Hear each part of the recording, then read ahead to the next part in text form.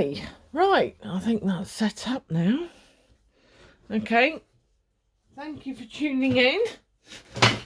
Today, or this video, I'm going to go through using your embossing, your die cutting machine and wafer dies and stencils to emboss, because you can get embossing folders, but not everybody has them, and this will give your dies an extra, well, an extra lease of life, as it were.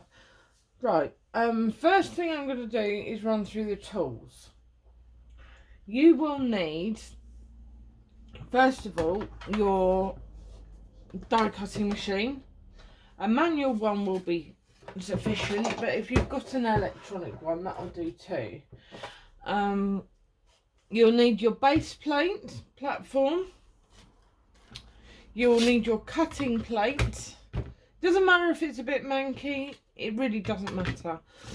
And you will need one of these sets. This one is the Sizzix Emboss and Transfer set, and that is item number 662-111. But I'm going to put a note for that so you can get it. This doesn't come with die cutting machines. This is an extra tool that you need to buy separately, but they're not expensive and they are really, really useful.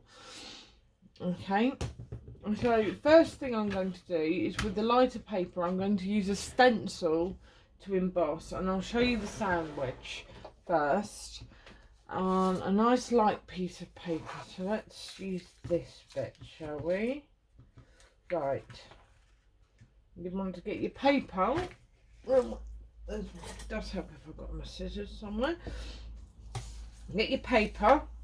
This is just a stencil that I cut out of a sheet of mylar to create a trellis look for sticking paper flowers to, because everybody loves flowers. Right, the paper weight here is best to use a lighter weight paper when you're using stencils, because the heavier weights tend to struggle to pick up the image. Now, okay, first things first. First things first is, what you do is you lay down your cutting plate. This is the easy way to do it. I'll put a reference to the correct sandwich in my attached blog post, which will be in the description notes below. Then your squishy mat, and you give this a good spritz with water. What I'm using here is the Tim Holtz Distress Sprayer, but you can get a spritzing bottle for pretty much anywhere. Stampin' Up sell them. And the Stampin' Up ones are great because you can put a little bit of ink in the bottom of the bottle and make it into like a dye spritz to get a marbled, mottled effect. I love that. I'm going to have to get some of those, because I don't want to pollute my clean water bottle. Okay, then what you do is you place your paper. The side you want on display needs to go towards that, because you're pushing the paper out to emboss it. So if we lay this down that way up, so the wrong side of the paper, the right side of the paper will be against the squishy mat. It doesn't have to be particularly straight, because so long as your stencil's straight, it really doesn't matter. There we go. Get your stencil lined up and straight there, and then you put your transfer plate on top. Now, with transfers and the stencils, the lighter the paper, the more Right, I'm turning this upside down because that's the easiest way to do it. You want this clear cutting plate on the top. You can lay it down the other way around, but the sandwich needs to be there. But what you might find is you need to lay an extra couple of shims just to make the sandwich a bit thicker. Now, what can I use as a shim? Actually, that'll do. I'm going to just pop that down to increase the pressure, and that'll really help to push that silicone into the paper and wrap the paper around those stencils. So what you do is you put your sandwich in your machine.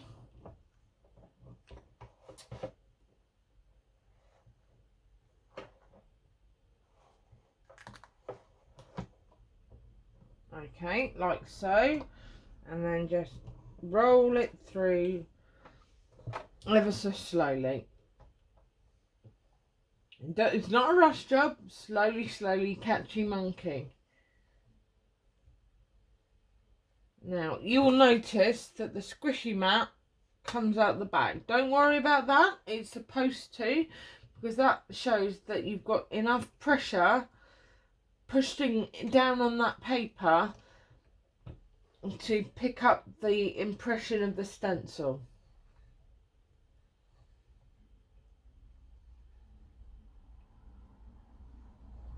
And just wind that round. Let's move that to one side. And then what we'll do is we'll take the shim out. That's lovely and flat now. And then we lift up the mat,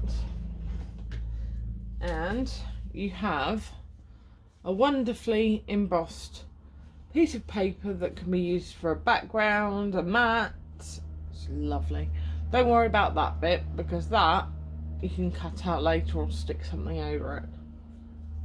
Now, you want to, because you've spritzed it with water to soften it, you'll need to leave that somewhere to dry out before you try and use it, because otherwise the paper will just tear. But that will provide a lovely background piece with a bit of texture to use on a card or on a box, or maybe even a scrapbook layout. Right, let's pop that to one side to dry. Right, next one. I think what I'll show you is the hello one next to go through this, just so you know. So you want the die, you want your stencil and the mat.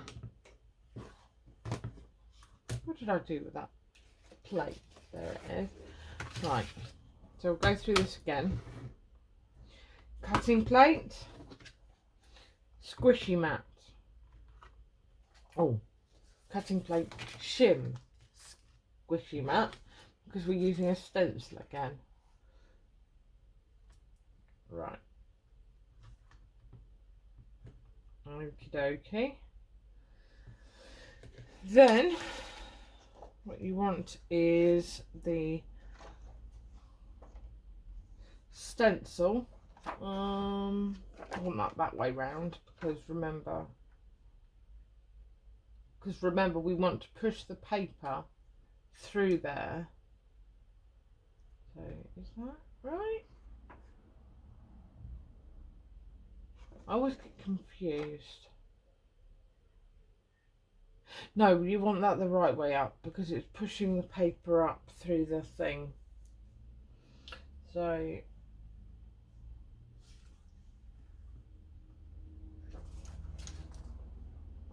okay, so you want your paper. Give this another spritz. So I think we'll do the light side this time. And then hopefully this is going to fit. Oh, we missed a tiny little bit off that, but that will be fine. It's sticking a bit, but that means the stencil won't move either. Okay, let's move that out of the way. Then you put your other plate down on top of it. What I might do is I'll put that the other way around.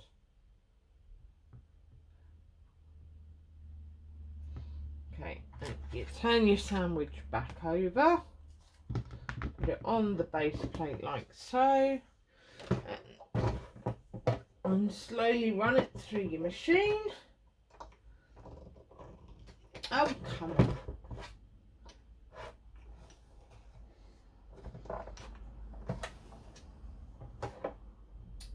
Having a bit of difficulty with this because the transfer plate is a little bit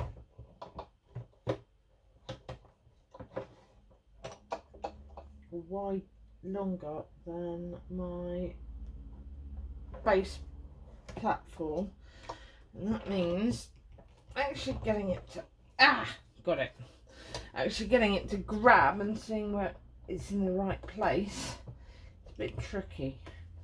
Right, so we've got enough pressure so the mat's squishing out of the back. You just wind it through and then back again.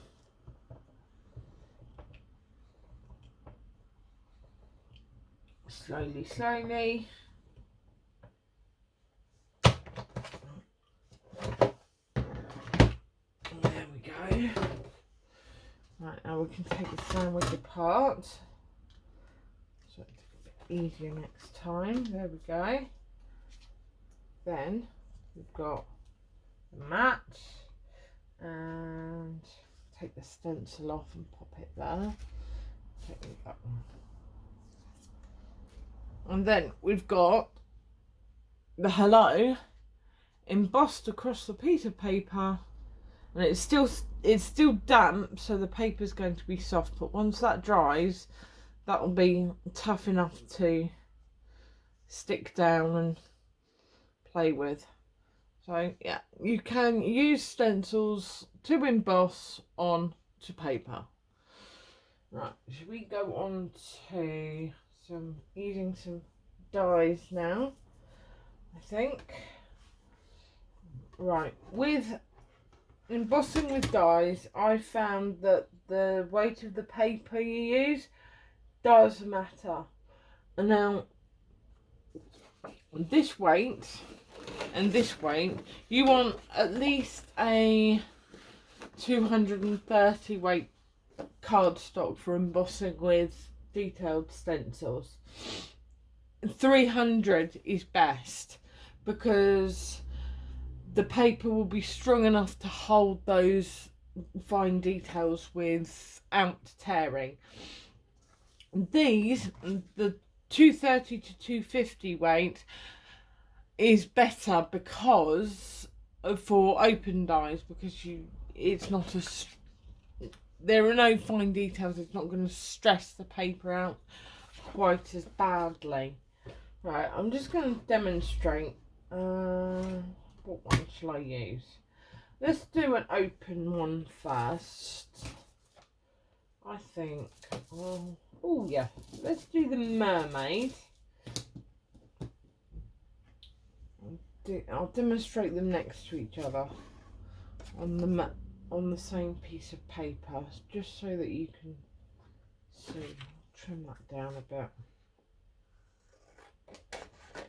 just so that you can see the difference you get on this lighter weight paper between an open die and a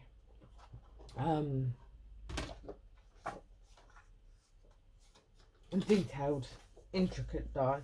So what I'm going to do, what side up should we do this? I think that's going to be the best one to do. So what we want is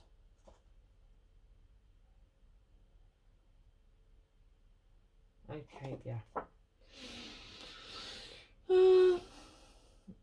That's where I put it. Right, so give this a spray, both sides, to Giving a mist. Doesn't need to be sopping wet because otherwise that will tear the paper. Okay, so you put your paper down and you put your open die.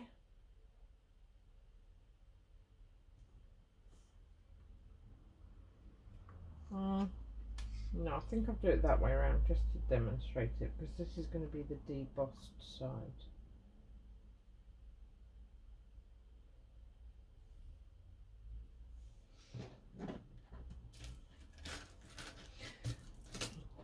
This stained glass one will be the other way up, because you're going to want these open spaces to bubble up and the rigid lines to be behind. So you actually need to do this on the right side of the paper to get a nicer effect.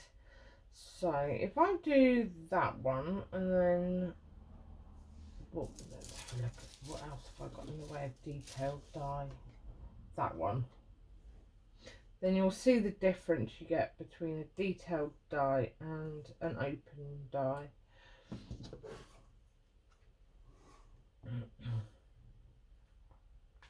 On this weight of paper, because it does make a difference, and I don't quite need that much.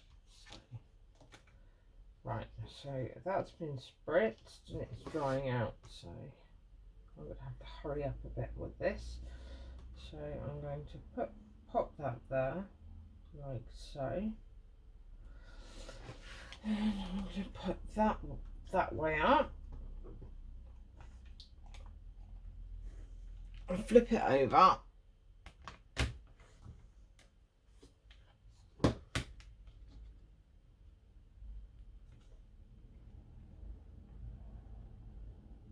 And then, oh, there we go.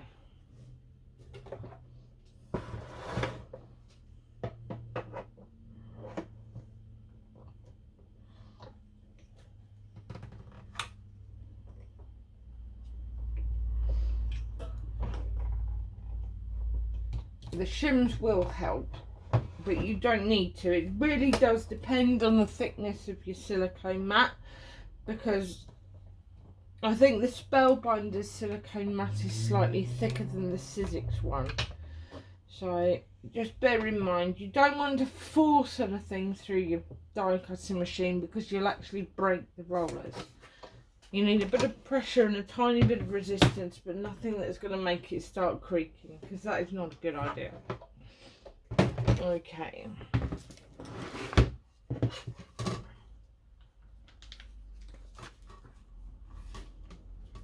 So you've got,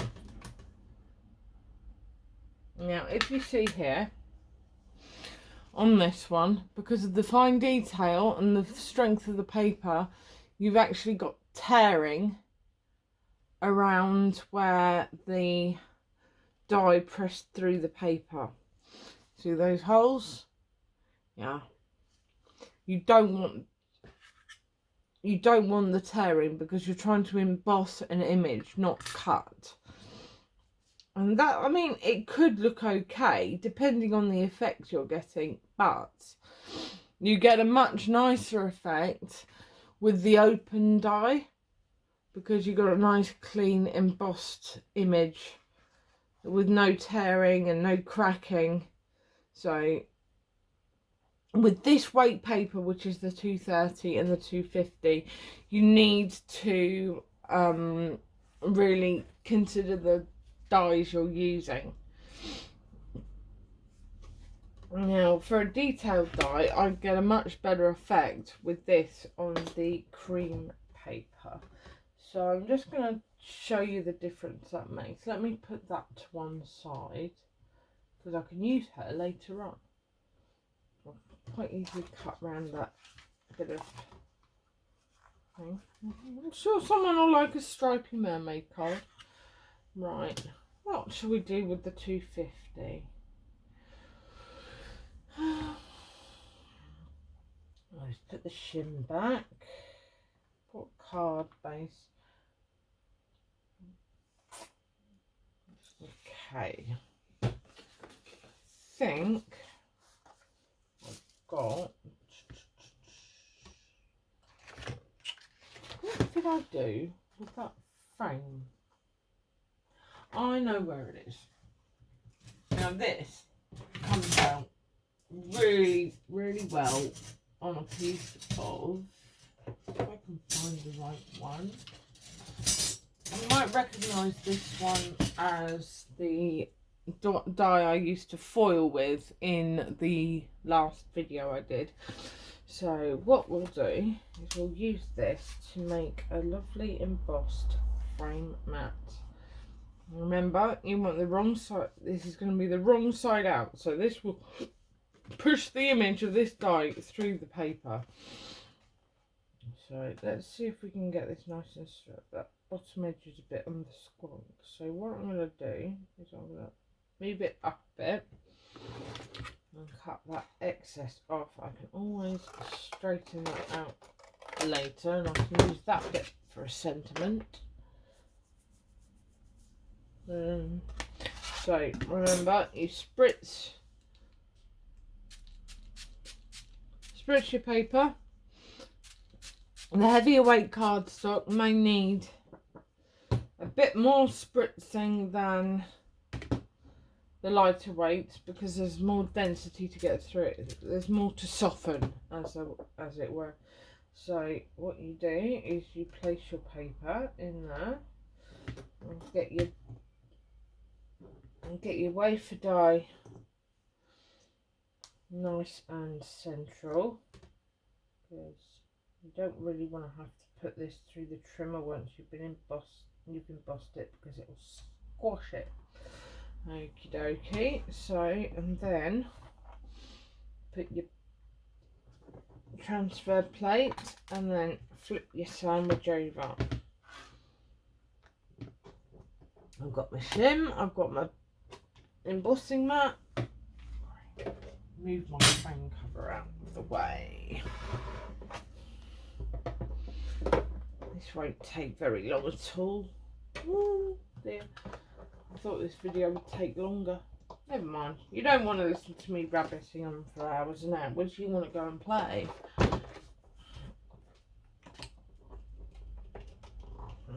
Now. Ah! That would be why.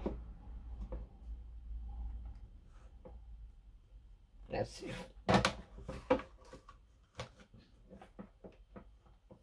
And I'm making... This is the joys of live video. Joys of live video. Right, that's what's set up. So I just need to get this to sit straight, because it's all slipped.